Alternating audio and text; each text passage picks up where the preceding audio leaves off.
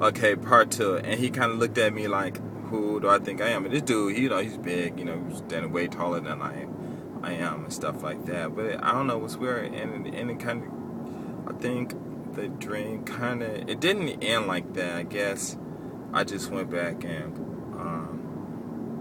just got in my bed and went to sleep and woke up, And when I woke up, I was in my own bed and stuff. I don't know, but it was just kind of weird. And then I got to thinking, you know what, man? Something, I'm just thinking like if a lot of brothers did come over here, that same old hate, self-hating type of thinking. They just gonna come to Japan and mess everything up, and this. And, and I was thinking about that all day and something like, oh, man, maybe I need to chill on these videos. But then, then I got to thinking about this, There's a lot of brothers over here like that. There's a lot of Japanese people over here like that. There's a lot of white guys over here like that.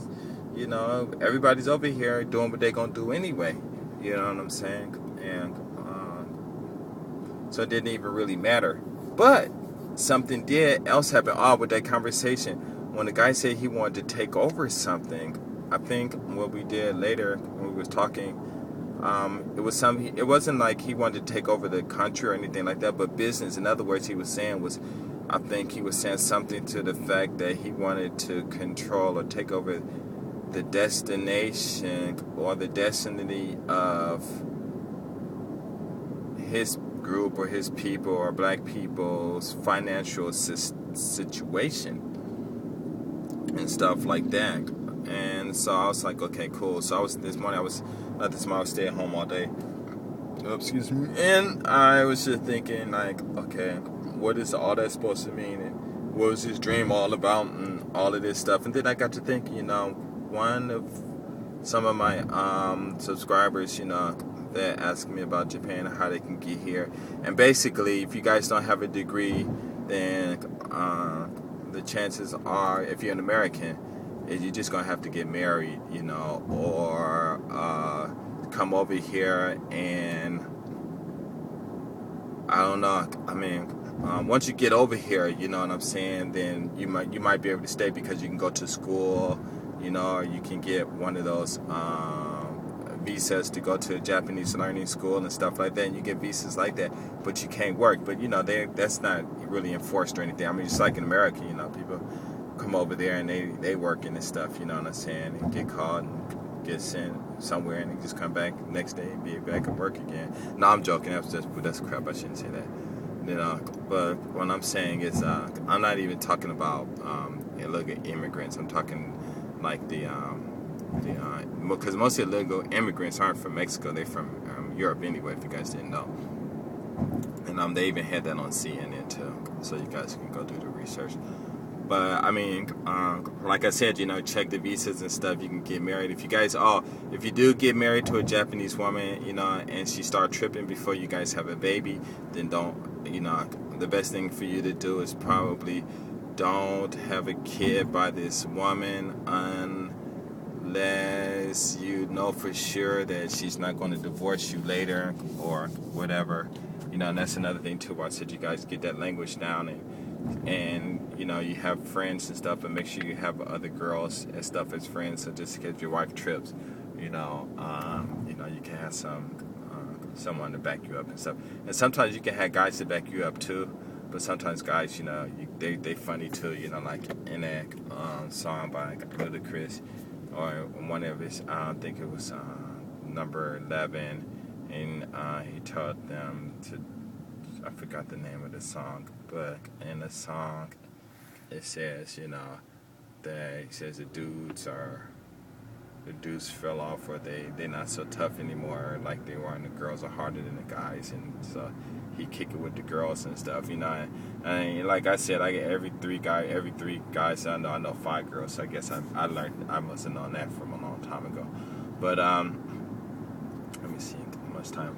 But if you guys get married, if you want to stay married with your wife for a long time, the best thing to do is just do everything she says. Tell you to be home, you be home. Go to work. Let her talk. Run off at the mouth. And she want to go out with her friends, let her go, you know. And that's a 100% guarantee that you won't get divorced for a while anyway. But then somebody's can come along, you know. It's just that people just get too comfortable and stuff like that. But this one brother I was talking to or something, he said, you know, he's going to work real hard and finish and get that degree. You know, and like I was saying in my other videos about money, a lot of people say they don't have money to go to school. But, you know, if you got money to spend to buy sodas and buy things that you don't need, then you do have money to go to school.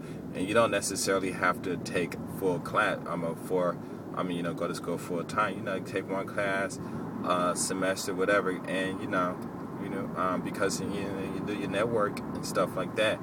You know, you talk to the, if a lot of, you guys know any hustlers out there, you know, you gotta talk to them and, you know, tell them, hey, it's all about that money, and the way you're gonna get, you can only gonna hustle so far, and you're not gonna hustle so much, you know. But if 10% of all the businesses monopolize 90% of, if 10% of all the companies monopolize 90% of the market, then, you know, somebody's doing, you know, it's a lot of people out there doing something wrong, and there's a lot of room for you to get in there and get some of that 90%. You know what I'm saying? Because all that 90% of the business is just, you know, them making things packaged and stuff like that, and you know what I'm saying about business and stuff. You know, and just, you know, just stop wasting your money. Go take one class. You know, you never know who you're gonna meet.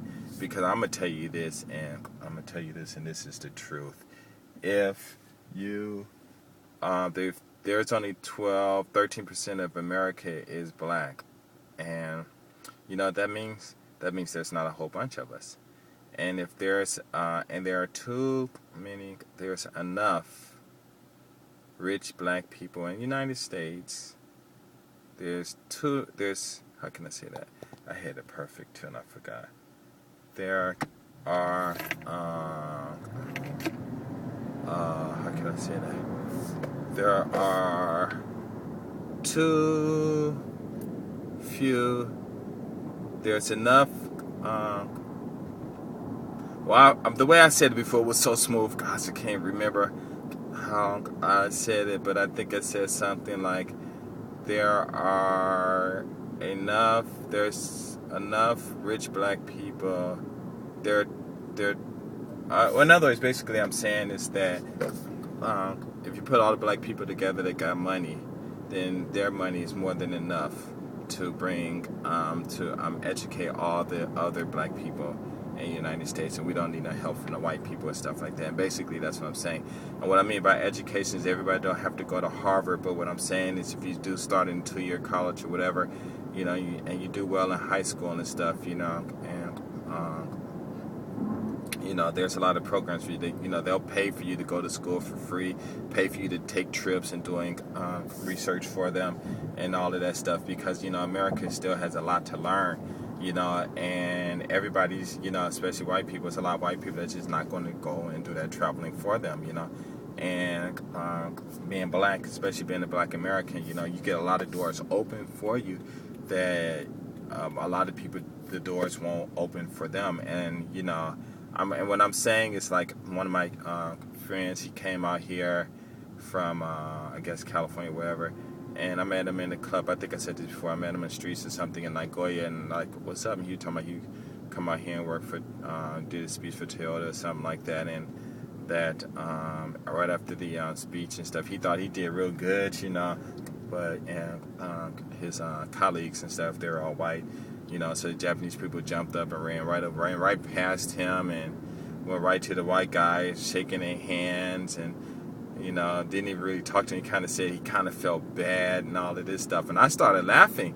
You know, he said, "Why are you laughing?" I said, man, you don't know how lucky you were, man. He's like, what, man, because I know I did a good job, and they didn't even thank me and nothing and stuff like that.